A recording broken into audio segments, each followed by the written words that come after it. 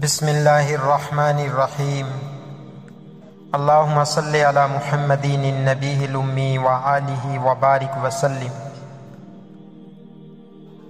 تہجد کی نماز آپ علیہ الصلاۃ والسلام بڑی پابندی کے ساتھ پڑھتے تھے۔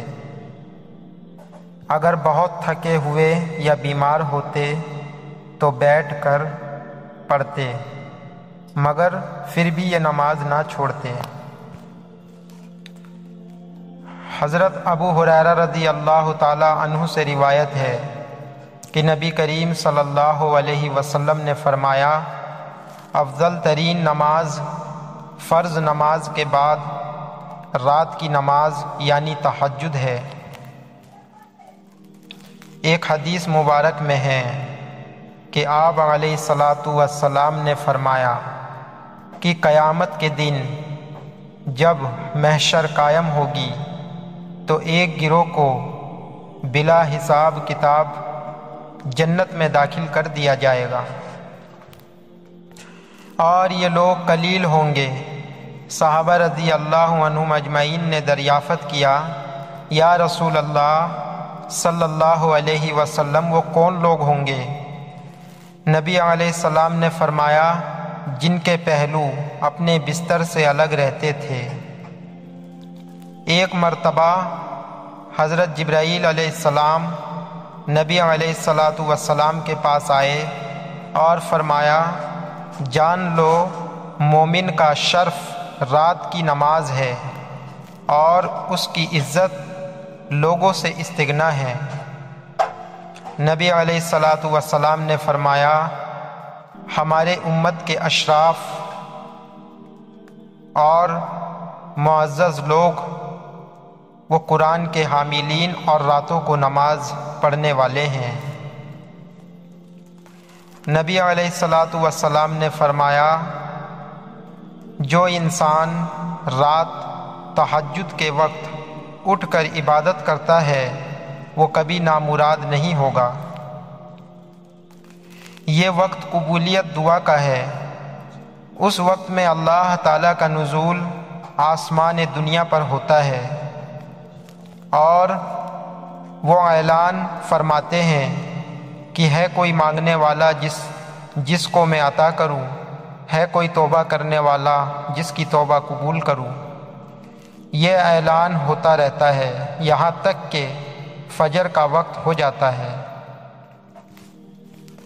امام شافعی رحمۃ اللہ علیہ کا قول ہے کہ تہجد پر مانگی ہوئی دعا ایک ایسا تیر ہے جو کبھی بھی اپنے نشانے سے نہیں چوکتا۔ حضرت پیر ذوالفقار نقشبندی صاحب کے مرشد فرماتے تھے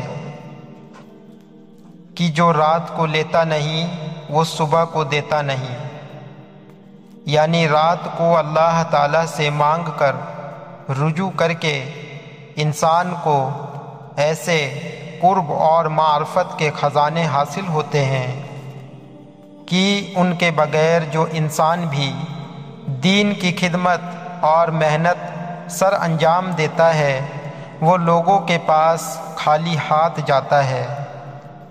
اگر کسی کو حقیقی لطف نصیب ہو جائے تو بیداری شب کی لذت اور اس وقت میں رو رو کر دعا کرنا اس کے سامنے دنیا کی تمام لذتیں ہچ محسوس ہوں گی۔ رسول اللہ صلی اللہ علیہ وسلم نے فرمایا، جنت میں ایک درخت ہے جس کے نیچے سے سونے کا گھوڑا نکلے گا، اس کی زین اور لگام سونے اور یاقوت کی ہوگی، وہ نہ لید کرے گا نہ پیشاب، اس کے کئی پر ہوں گے، حد نظر پر اس کی قدم پڑیں گے، پھر اہل جنت ان پر سوار ہوں گے تو وہ ان کو لے کر اڑے گا جہاں جانا چاہیں گے۔ یہ شان دیکھ کر ان سے نیچے درجے والے جنتی کہیں گے، اے رب تیرے بندے اس مرتبے پر کیوں کر پہنچے؟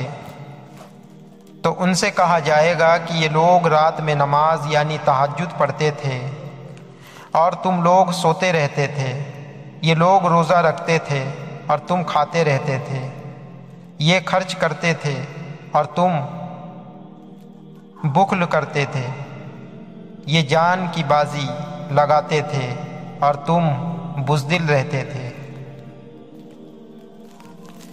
آپ صلی اللہ علیہ وسلم نے فرمایا، جس شخص کی رات کی نماز تہجد زیادہ ہوگی اس کا چہرہ زیادہ حسین ہوگا۔ جناب رسول اللہ صلی اللہ علیہ وسلم نے صحابہ اکرام سے ارشاد فرمایا تمہیں تہجد ضرور پڑھنی چاہیے، اس لیے کہ تم سے پہلے کے نیک لوگوں کا طریقہ ہے اور تمہارے رب سے نزدیک ہونے کا ذریعہ ہے، گناہوں کا کفارہ ہے اور گناہوں سے روکنے والا ہے۔ ایک روایت میں ہے بدن سے بیماری کو دور کرنے والی ہے، ایک روایت میں ہے جو شخص رات کو اٹھے اور گھر والی کو بیدار کرے اور دونوں نماز تہجد کی 2 رکعتیں پڑھے تو ان دونوں کو کثرت سے اللہ کا ذکر کرنے والوں میں لکھ دیا جائے گا۔ طبرانی کی ایک روایت میں اہل تہجد کے لیے ذیل کے الفاظ آتے ہیں، نمبر 1 خدا ان سے محبت کرتا ہے، نمبر 2 ان کے سامنے ہنستا ہے، نمبر 3 ان سے خوش ہوتا ہے۔ ان میں سے ایک وہ شخص جس کی خوبصورت بیوی عمدہ نرم بستر ہو اور وہ ان کو چھوڑ کر رات کو نماز تہجد کے لیے اٹھے، اس کے بارے میں خدا خود فرمائے گا کہ اس نے اپنی خواہش چھوڑ دی اور میرا ذکر کیا، حالانکہ اگر یہ چاہتا تو سو جاتا۔ کوئی اللہ کا ولی ایسا نہیں ہوگا کہ اس کو ولایت کا موقع ملا ہو اور وہ تہجد کا پابند نہ ہو۔